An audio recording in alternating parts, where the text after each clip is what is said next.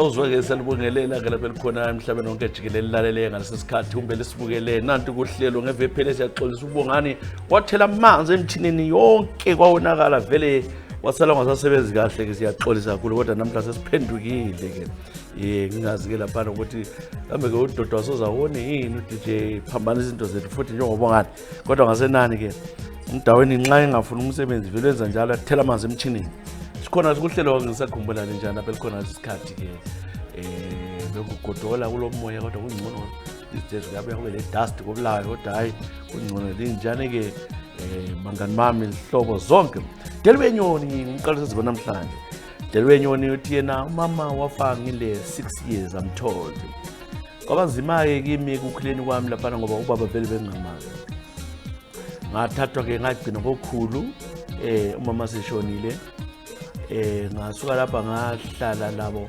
ngafunda khona phana uthe ugogo laye waselandela ugcine sifa sengile 11 years ngasala ke selokhulu abantu bebehlala khatshana endaweni othiwa kusezenka thina sasingapha ngasenkayi ngikhula ke lokhulu laphana ke sesibabili abantu bakhe basebekhulile ukhulu ngahlala ke ukhulu waqalisa ukuthi kumele sihlale ngesikhathi somqando kumele ngilale erumini yakhe ukhulu wagcina sithi ezizinto eziyangenza ngibe lokuphila kwesikhathi eside kumele ngenze lokho engikwenzayo ezwami waqalisa ke ukhulu ukulala lami ile 12 years ngahlala njalo ngifunda amatitsha ambuza ukuthi esikolo kungani nganandithabanga kodwa hayi ngathi hayi indaba ukuthi ngikhumbula umama washonayo ukhulu wahlala njalo ngenza umfazi wakhe ngafunda kwaze sekumele nginye efika ke sengu-form 3 waswela ke imali wadingela umsebenzi wokusebenza ebantwini ngasebenza kodwa ke ukhulu engafuni ngikhunjwe ngumfana wakatshaya umfana othiwa ngumeli usayembona engilandela wamlimaza wathi batshela amaphoyisa umeli sebefuna ukumbamba ngatsho njalo emapholiseni ke wakhuzwa lo mfana kodwa kwenziwa ngalutho umsakazi ke ngagcina ke ngisebenza kanjalo ngagcina sengibambeke isisu ukhulu wathi ke kumele ngidinge ke ijaha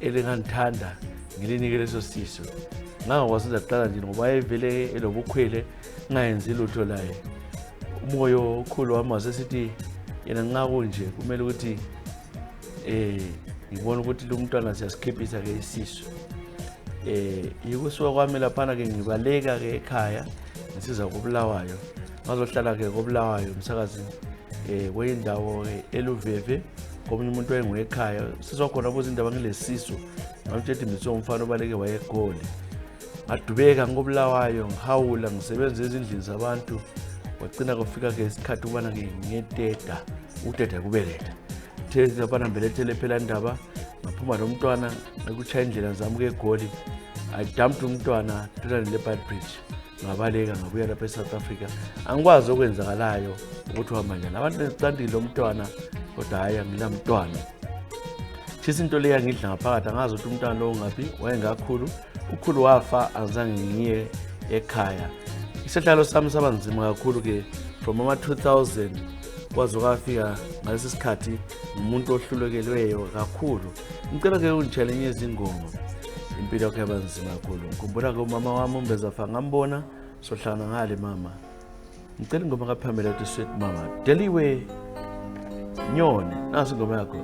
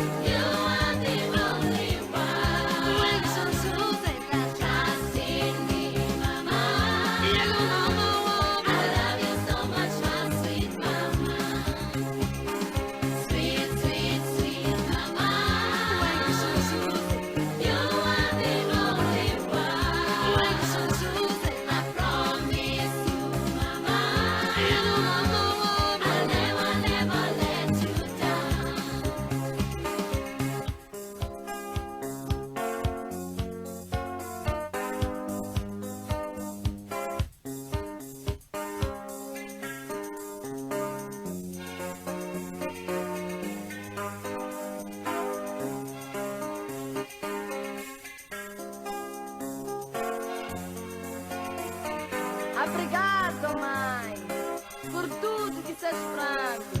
A ti está a dar-te por tua causa. Deixe que te ajuda. Obrigado, mãe. Sweet, sweet, sweet mama. When you choose, You are the only one. when you choose, Trust in me, mama. mama, I love you so much, my sweet mama. ingoma efika kuphamela nkuthe ingoma sithi sweet sweet sweet mama siyitsheleke umlaleli wethu Deliwe Nyoni. Mfana uyangethusela lokho ethi wenzani ufuna uvusa okunye lapho mani ya wathi sibone ke siyaphambili ngalohlelo lwakho ke mlaleli othandekayo uDeliwe Nyoni ubhala ke South Africa uthi umntana lo akwazi wadotshwa kumbe kadotshwanga uthi kwakunzima manamba mevela ke ku Fatso ngiyakubingelela ke namhlanje njani Fatso Muza uthi ke ngapha ke eSouth Africa mina ke ngimfakathisa ke ngumnyaka ka 2020 ekupheleni lapha kulanda uDisemba ngihlanele umngane wami lapha sise Uval wasesithi kona amphathise imali kaNkomazana so lapha ke ngayithatha ke leyo mali ngayifaka esikhwameni sazichayela ke 12 ngasuka ke emsakazi lapha sengihamba ngoba uNkomazana wethu esemsebenzini sahlala ke eflatini elifana naye ngapha ke ngaseBeria ngihamba kona phana ke emsakazi emvayisana ngama11 ebusuku bathutsha abafana benkunzi bangibamba ke umsakazi asokudindwa into encane le bangichaya umunye ngikhame efuna ungiqeda umoya ngibona ngaphela lo moya wangikhahlela bangikhipha izicathulo bathatha leyo mali bathatha konke le kepesi yami le t-shirt yami le jean ngasana nge underwear ngagijima ke ngisiye ke sengivuza igazi ngisiye endlini le phone wabethethe ngatshela ke intombi yami lenhlala ukuthi kafonele ke uNkomazana amtshoti ke imali sengijontshela imali yakhe lapha sengilimele uNkomazana wathi hayi ka ungeni lokho uzambona ke kusasa ngoba kwasebusuku ngahlala kunjalo ke ngamtshengisa ukuthi ngichayiwe ngimangobongobo imali yakhe kayisekho ngangiphathisiwe wala ke uNkomazana wathi yakhe ufuna ikhala esandleni sakhe wathethena ukungibulala esithi ufuna imali yakhe kodwa ke umsakazi ngicabanga ukuthi ke mina ubhuru wakhe lwana wayevele enika imali nguyonga wangitshelela abafana ukuthi bayithatha le imali back ngakho ke lokho umsakazi into le yangidabula kakhulu kade ke ngithwele nzima ukusebenzela lo muntu imali yakho lokho umningi ama 300 imali yakho uthi uyifone kwanile iyo yonke yimo Fatso Muza ngalimala kanye umuntu wenkosi kawuvumi lokho yimeni dabuleyo kwamagama Fatso Muza ngicela ke enye izingoma bambamba otsotsi laphana ke uthi lo Nkomazana bebengabantu abayisichomi kakhulu kodwa yabantu uhambe njalo bayakuchana majalisa lapha ke chomi yami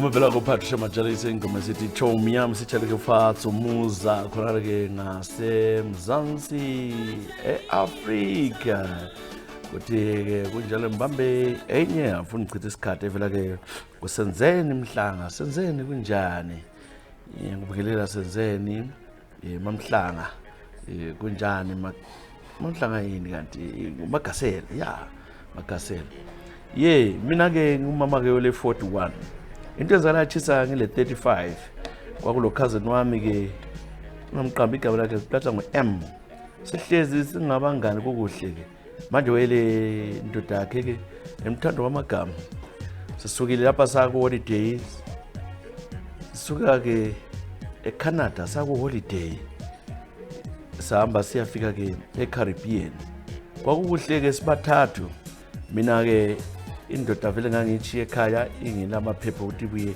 eCanada so sisukela phana safika khona le ke kwaba kuhle sanatha ama cocktail sajabula sama by the beach lebusuku manje kwenzekala ke ukubana ke indoda yakhe yaqasa ukudlala ngento lena ukuthi mntwana labafazi ababili lapha ngcono vele sizichayeleni lokuthiwa yi-threesome sahleka ngakho ke ukhazi noma wathi uyafuna yini guess lami ngendlela ukuthi kwazovele sokunichayile ke ekhanda sanata lami ngavuma njengomuntu bese hlale kakhulu ewomile hayi bese njengomuntu bese hlale isikhathi hayi ngavuma lapha kwaba nzima ke ngalelo langa hayi sakholisa kakhulu saqeda lapha ke ukhazi noma athi into le ngethi sobathathu kumele ihliphelele lapha engasaphindi futhi sokumenyanyisa lokho esibenzileyo hayi sahlala ke ngoba kwenzekala sokusele isuke ezimbili ukuthi sisuke sibuyele ke eCanada now iproblem ekhona lapha ke lapha enzenza khona umnyeni wakhe indoda yakhe ivele ihlupha yayigcina ibuyicatshile intshele ukubana ke mina iyangikholisa kakhulu kudlula ke ukhazeni wami hayi lami ke kwafika lokuthi lami sengimthanda kakhulu uthando senza ngase senza sitshontshela ke engaboni engaboni ukuthi senzani kwahlala kunjalo ke ngapha mina ngahle ngavalisa ukuthi hayi lindoda eseZimbabwe ehlihla so I made a decision ukuthi yena nxa efuna mina ngcona athi ukhazeni wami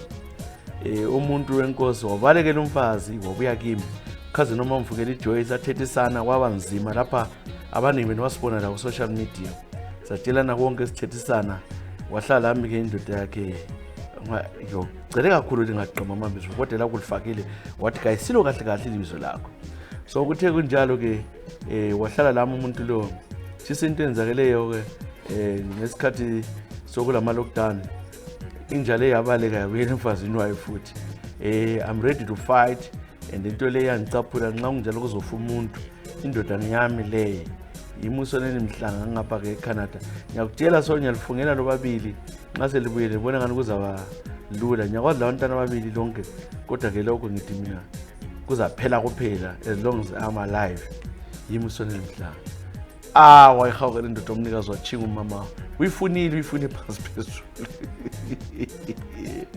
wona wachiya kwindoda lapha ekhaya somfuna ukuphela umuntu enkosi hayi marona aya barazokutshala umgongo sibili mama hayi khona soneni Mhlanga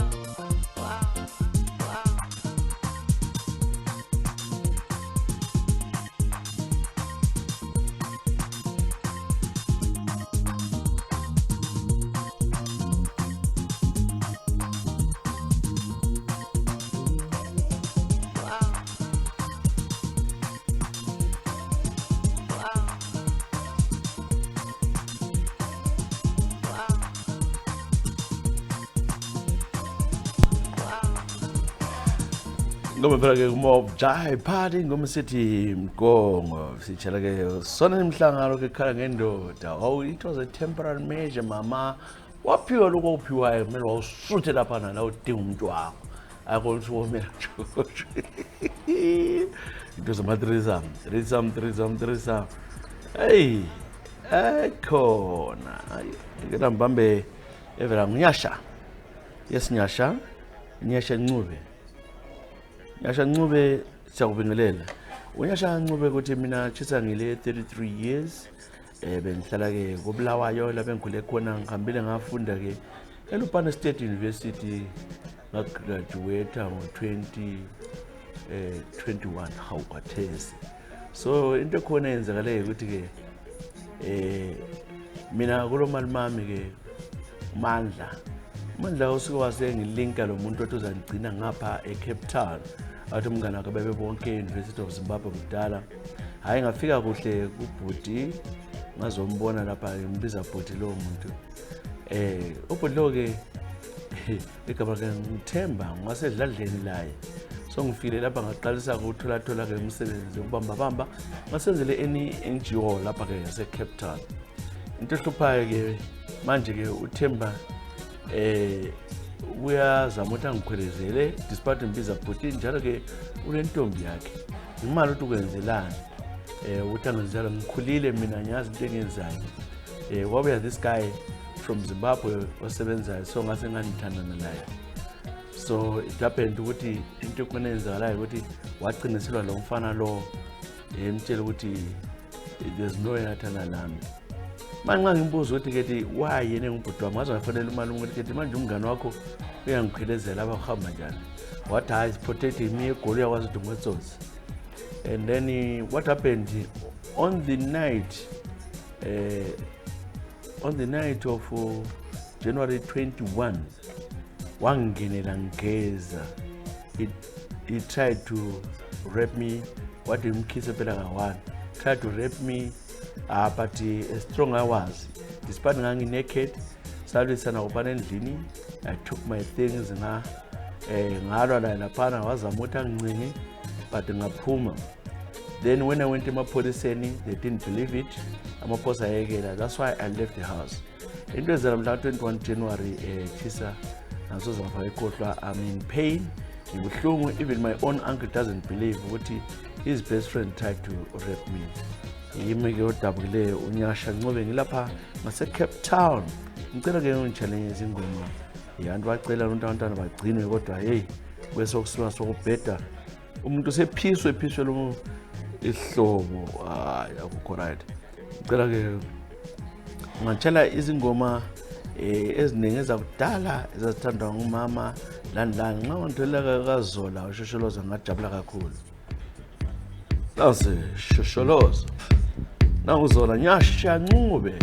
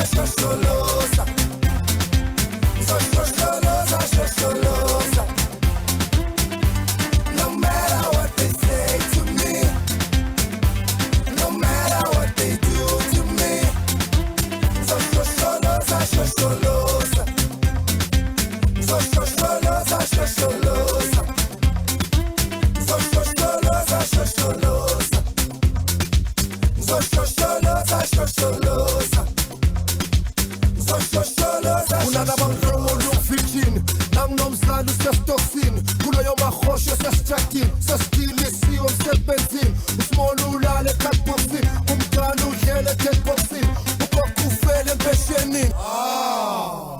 Let us pray. Jehova ngomelusi wami angeke uswela lutho. Yangiholela amadleni aluhlaza nasemanzini okuphumula noma ngihamba esigodini sethunzi lokufa. Ngizoshosholoza shosholoza. Ngizoshosholoza shosholoza. Ngizoshosholoza shosholoza.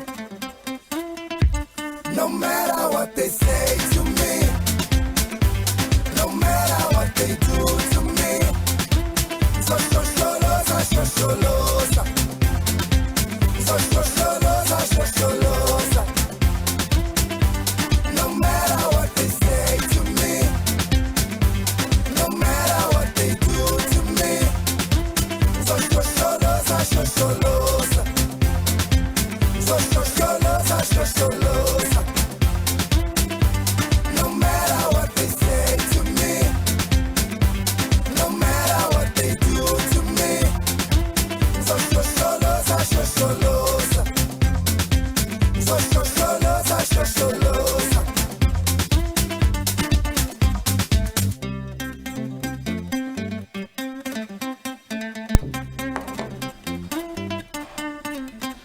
ingoma ebelake kuzolo ukuthi soshoshola zichaleke unyasha Ncube para lawo yakho ke ubuye lapha ke ngisakhumbula siza ukuthi ke ukhalo sithini wena nangu ke uMatthew Ndlovu siyakubingelela Matthew Ndlovu wena ke Matthew uthini Matthew Ndlovu uthi imdlovini lapha Jesus ke ngikhumbula ke into engayenzayo ke ngichiya unkosikazi wami ke uThabeth osibande besithandana kakhulu sisegole ngathi mhlawumbe ngibuye ke ekhaya lapha ke ngizofika ke ngihlale ke ekhaya ngagcina sithi hayi egoli ke usegewekile ngahlale ke ekhaya ngenze ku small plot wami ngalima ngagcina senithatha nalo intombi enhle kakhulu okuthiwa ke uzodwa sithe sonke laphana akuthathanga isikhathi ukuthi angigilele imkhuba ke msakazi uzodwa kolilanga mina ngiyakwazi ukunuka ke kwekhondo wabuya ke mini ngabo 4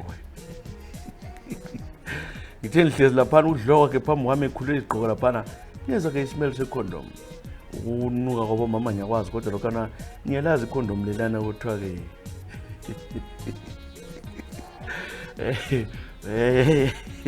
hayi uthi uyawazi ama condom ke njengoba naye nesazi ukuthi anuka kanjani ngathi ngithi indaba unuka icondom wala umuntu wenkosi ngamekela silo wangena ngoba wagijimela ukufuna ukuyageza ngathi ke ungageza kathesi njona ke ujwala ukugeza sesilala wala waphika ke uzodwa wathi kathi senza yaleso ugeza nxa uchisa ke hayi ngayekele njalo ke le ndawo mina ke ngumntwana nomuntu omdala ke thisi hlale kunjalo ke kanti ke handbag yakhe liyana ayibekile aloku ezigcoba ngaye izicomba izinto zakhona yabe sithi khithi kwawa izinto phansi ayinanti ikhasi lecondom baba leseje ukuthiwa ke elabo plus lava ngalibona ke ngadinga ke ngalidopa ngalithatha ngalithola livuliwe ngalikhipha konke okusesikhwameni ngifuna ukulibona ke umntwana wakhona nxa ekhona phakathi uphi umntwana leli condom hayi ngadonora izinto ke Chisa I'm sorry to tell you baba ngachaya esifaya ngamdonora thugudwa agcine vuma uthi hayi elanini khonapha kulomuntu ke acambalala la ephansi wanthela ukuthi undoda lo ngangihambiza endlini ezolungisa eplotini lami elungisa lapha engadini yami kade ngiyose tshela lo mama hayi ngabe nsiyakhona la kasibanda laphana ke umuntu wana wabuya ke ezithembile hayi wangichova ukuthi ngibuyele kwami ngabona ukuthi hayi undoda uyalwa uthe fika ke egedini laphana kade lo mphini wami kumdabula thukuda ngamshanga mephula yonke indawo ngangizambulala nhlanhla kasafanga wavukela esibhedlela ngabotshwa ngasengikhuluma ngachaza konke la kanye ke uzodwa wavuma wafakaza ukuthi hayi ngempela befebile lalo umuntu yikho nje ke kuliwe hayi ujaji wabevele ngikhulula kanjalo wanchayisa community service yaphela njalo so ke ngahle ngathi kadle phansi uzodwa hayi I'm sorry utheli ukuthi uthedle phansi wayegoli wafika wafela khona-ke ngobufebe bakhe. Ngicela-ke unitshayela, ngiqamba ngesibongo, ngicela-ke unitshayele izingoma ezilandelayo. Into ekhona ngihlalele mfakatshisa, abantu abakhulile kodwa ngcono uhlala ngedwa-ke. Omama abaziphathanga lapha. Ya sibo bonke phela mfowethu, omama abaziphathanga kodwa kukhona abanye aba-right. Ungangitshela-ke ingoma yeSopranos Totobala ngajabula kakhulu. Nansi Methi Ndlovu.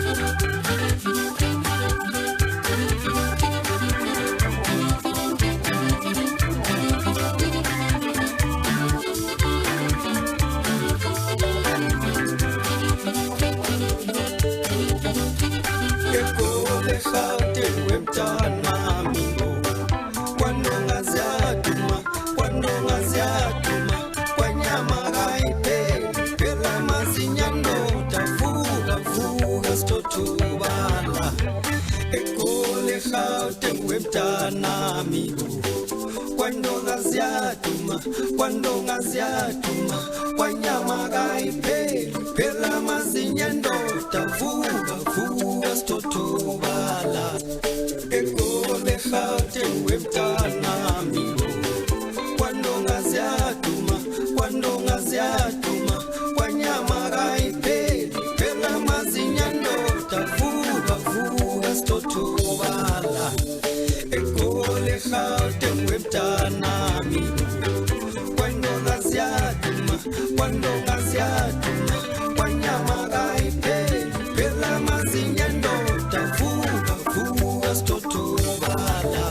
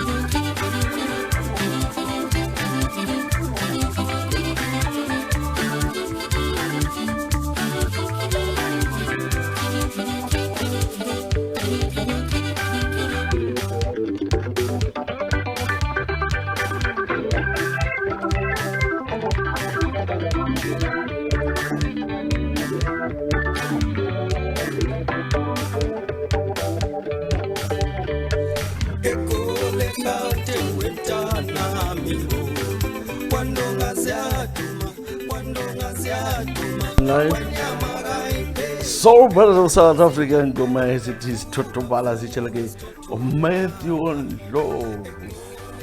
Ayi ndoda uyawazi umnuko wento lezi thina abanye kasikwazi. Ikala ke mbambe ke incwadi lapha.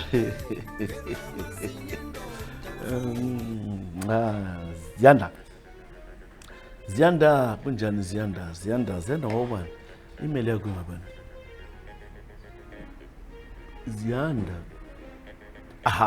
Ziyanda Moyo. Ngiyakubingelela ke Ziyanda Moyo. Mina ke ngikhumula ke umnyaka ka 2017 ngobulawayo. Ngabona ke umnyaka ubhuti lapha ke hamba ngemoto ke 4x4 emhlophe. Lo bhuti ke wangishela ngamtshela mina ngihlala ke eMagwegwe. Ngamtshela ukuthi kumele ngihambe eMagwegwe, wangihambisa eMagwegwe wasecinisa ukuthi kumele ngizame iplan yokuthi ngiphume mbayimbayi. Ngathi ngikhama 2-5 ngahlala uphana endlini ama-7 ngambhalele ukuthi angazongithatha ngenza ke icebo ke ku mama ngathi ngifuna ukuya ke komngani wami ke eMagwegwe West engcina ndele khona le ngono. So uthe unjalo wabuya lo muntu ngaphuma ngahamba naye wangisa ke kwenye ke ilodge. First day khona bosibonene wathenga ama drinks ke umuntu okona ekhanya vele uthi yanatha kakhulu ke engweshonini. Hayi wafike ubunatha ke lokutshwala wadaba mina nganatha mbijana lokutshwala ama-cider. Umuntu lo vela ekhanya ukuthi ngumuntu okwenza ke into zemali yangazi okuyimali yani. Wathi Jumeka laphana sayenze ngemsakazi wantshela wathina ufuna inyoro lami ngothando wathini kakhulu wambuza kakhulu yini ngathi hayi nalami ngangagula ngamtrusta ke hayi sayenza kunjalo. Thembona lapha sejumekile ngabo 1 ngavuka ngasearcha ngathole qhwaqhwa zemali zigcwele bam ngabe ngithatha ke imali ngathatha enye imali ngabaleka ngathatha imali ngachifoni yakhe ngitshontsha imali ngangithethe engange 5,000 ngaphuma lapha lo gadi legedini engambona ngamthole ejumekile ngoba ngifuna umqambela amanga ngariska ngihamba eminyameni ke msakazi ngawokha ilo jangikhona ikubokhumalo ngawutshela ngawokha ngangena etown ngishalo valo ngisweta ngafika nathatha itaxi laphana ngake kumngani wami eMagwegwe. Wavuka lo muntu ezama ungifonela ngabe ngimtshela ukuthi bese ngibizwa wathi konkuwena ndoda Mariyangu udzoka neMariyangu otherwise I'll kill you. So ngisazi ukuthi ngivuma ngathi ngithathanga mali hayi ngacatsha wabe buya ngikhaya laphana ezwenza umsindo umali umafoni amapholisa ngilwathi ngitshontshile ngathi angitshontshanga ubuthutha bamsakazi ngakhohlwa ukuthi ngikhiphe imali esikhwameni wasesearcha sele ngaphosa wathola ke imali edrobheni engange 3,000 ubotshwa nganjiswa ke Western Commonwealth. Ala ngani ke umama up to today uthi kangitheni wathi sengithengisa umzimba yini hayi nganikwa i-community service ukuthi ngicleaner eNduba Primary School ngacleaner ngithe ngiqeda lapho sengilenhloni ebantwini yikubuya kwami lapha ke eGoli msakazi womuntu kwathola everything mina kanginika ngalutho empilweni yami wazithi vele mandewele emahora esitsho njalo kimi ngicela ke ungitshele ke ingoma akithi hayi ama-temptations hayi thula mntwana zojika izinto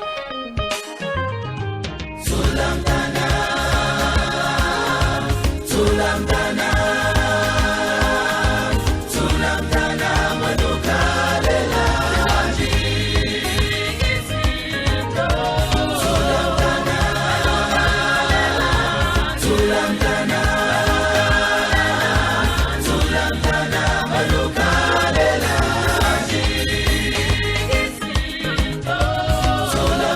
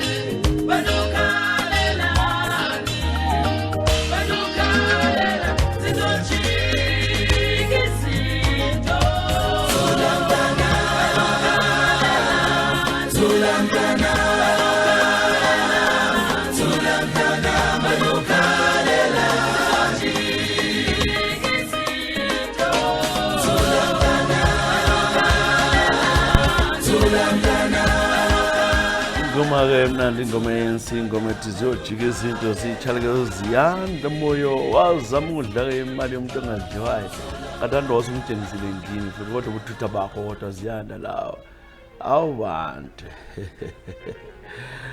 ya ziyanda moyo nangu Trevor Vundla uthini Trevor Vundla uthi-ke chisa ngibuyile mina ngise-Ireland lapha so ibizo lami le-Trevor but ibizo lami lapha phakathi idlale ibizo ngithe ngifika lapha ke e-Ireland ngangena ke ecamp lapha sihlaliswa khona njengeziphepheli ngoba ngasuka ngithi ngiyabaleka bese kunzima ke eGoli bengihlala khona umnyaka lo yiwona lo waphelileyo sithe silapha ecamp yabo kulobunzima mngane wami futhi la manga kodwa e-Ireland izothiwa kungcono kule England ngahlala lapha ke hayi into khona ke ngabona ke abanye omama laba bakwenye ke indawo bahlala kuye lapha hayi mina unkosikazi useGoli manje into ekhona ukuthi ke lo ntombi lo lapha njalo bese ngabantu esingaprotective ngicine sengigcwalisa wamitha kuthe singo-April ka-2023 kodwa semphiwe indawo kuyahlala khona njalo ngambhalisile unkosikazi sebuyile ke chisa indaba silapha lo mama udla ubhedu ukhuluma ngale ke isisu asithwele sesiyabeletha lokubeletha kangikwalo ukuthi ngingene ngami umuntu lo sedinga wazowathola ama contacts lapha esihlala khona ngijala uvala ngikwazi ukuthi ngenzeni kumbe ngithini yena uthi umntwana lo uyise yimi uyamfuna angikwazi ukuthi ngivume unkosikazi kumbe ngingavumi kodwa unkosikazi ngizwe ngiday sithi ufuna ukuthi ngimtshele iqiniso kukhona engakwenzayo kumbe akula ngithe ngizamele lokho zabe zivele eGoli kuthiwa ke umngane wami ke ibevele sihlalele efletini lami elala lo mfazi wami chisa ngine-stress enza abantu u-BP ngapha ngicabanga ukuthi ke umama lo kethi ugode besevele sezenzela santando phezulu komfazi wami ngithe ngumfonela wantshela FF ngabuza abantu bonke baconfirma umama lo uthi yena nxa ngamfuna kumele ngibuyele ekhaya nxa ngimbuza uyaphika athi ngihambe ngifela kanjani but kuyabonakalisa ukuthi kwenzakala ngapha futhi ngithisile impilo sinzima ngapha ke ngizama udinga impilo entsha ngimi uTrevor Vundla ngilapha ke e-Ireland angilali focus banda ukuthi ngiye ngaphi ngiqale njani indaba le iyangikhathaza ukuthi ngilanda umama lo ngibuyelelane laye ngimithisileyo ngithi umfazi wami kumbe ngixolele umfazi wami kodwa le uthi ke wavela wangena emacansini lo mngane wami kundimaza kakhulu bana kutshela ingoma yale ethanda yakudala sofika ngizokubona sithando sami uthi yayithanda ukubhalela unkosikazi khathi sebuyile manje khathi setholela usufohlile wena la uthi wafohla asazi njalo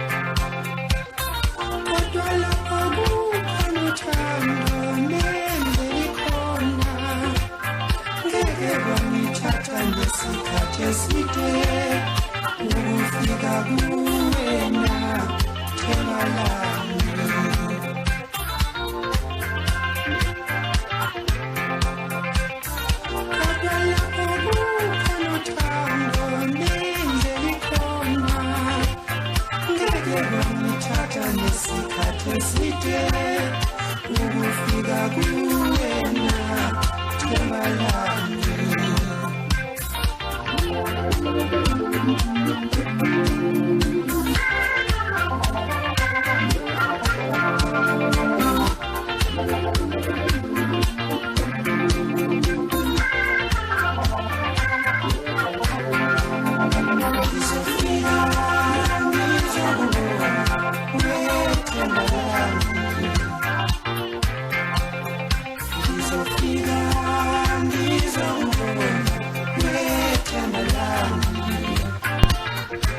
Live ingoma evela-ke ku-Tisha Zuza, ingoma ethi intaba ezikude, siyitshela-ke uTrevor Vundla yena kodilema yokumithisana edilema lokuthi umfazi laye-ke bamgibela eMzantsi Afrika.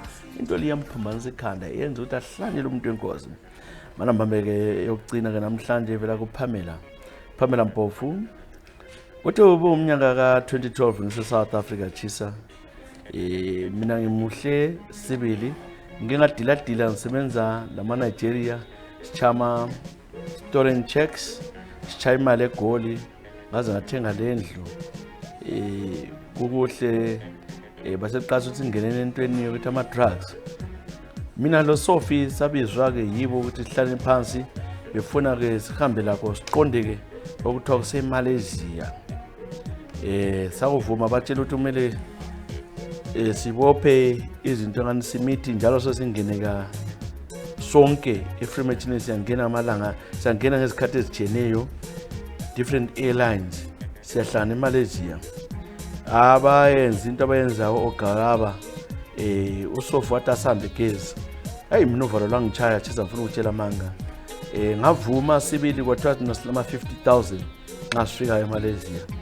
Bakhuluma lathi sakulungisa sa prepare lokuthi sianza sithi nxa sifike airport yonke into babuya lamabhanti lokho nganithiwa kulesisi phakathi bas practice ukuthi sikujwayele ukugqoka sagqoka siwuleke sihamba nama maternity ngasuka ke simphethe itikiti libhekiseke eJohannesburg International mina nganza gada iLufthansa uSofu wayeza gada enye ke iEmirates.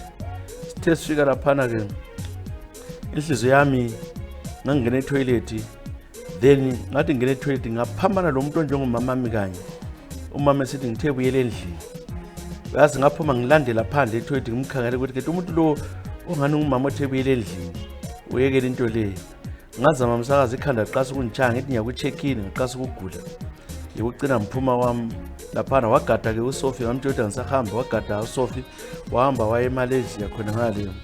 The next thing Chisa, if you remember well umunkazana weSouth Africa owaphumayo ku-television sokuthiwa uFarren Squad bambulala uSophie kodwa uSophie waseSouth Africa ngeZimbabwe abakubo bakwazi ukuthi wanyamalala egoli kodwa iqiniso mina ngalazi wafa. Ama-Nigeria laqasa ukuvusana lami yikucina sengihlukana labo kanjalo ngakhipha ibhandi leli ngalahlela khathana ngabanika into zabo ngasila kanjalo mfoka Sibanda. Umama lapha lele khona umama ke umakhu lala ngokuthula langamandla ngiyabonga mama, you saved my life. Ngicela ke ungitshelele izingoma sivala ngale ingoma wena ophoza wahamba so wena ke Pamela Mpofu uthi base bekuhambisela abafana beNigeria wadila labo kodwa nxa uthenga indlu ubusela lobo lobutsotsi ama-drugs akufanani. Thanda ukubanga lonke ke hlobo zami ebelibukele ngaso isikhathi ubongela ke uDJ uDodo Makepesi ubongana isitheza kufaka ke imvuko sokukarabhe stereke nansi ingoma ethi Bambelela kwanele kwanamhlanje. Bye bye, God bless you.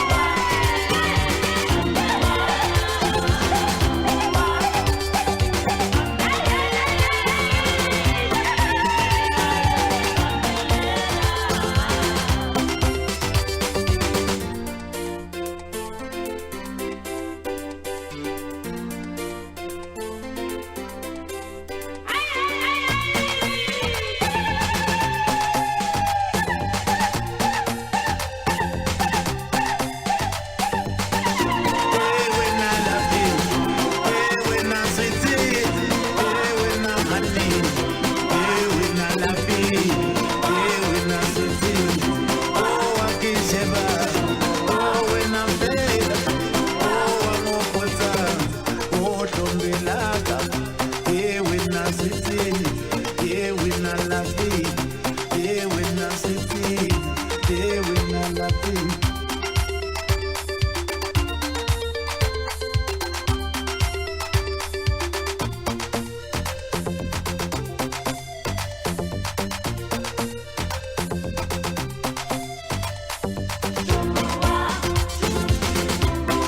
Tula tula, oh mamende, oh amoputa, oh domenaka, oh labiwaka, oh sutiwaka, oh labiwaka, oh hamiwaka, oh sutiwaka, oh hamiwaka, oh wakitema, oh tanyana.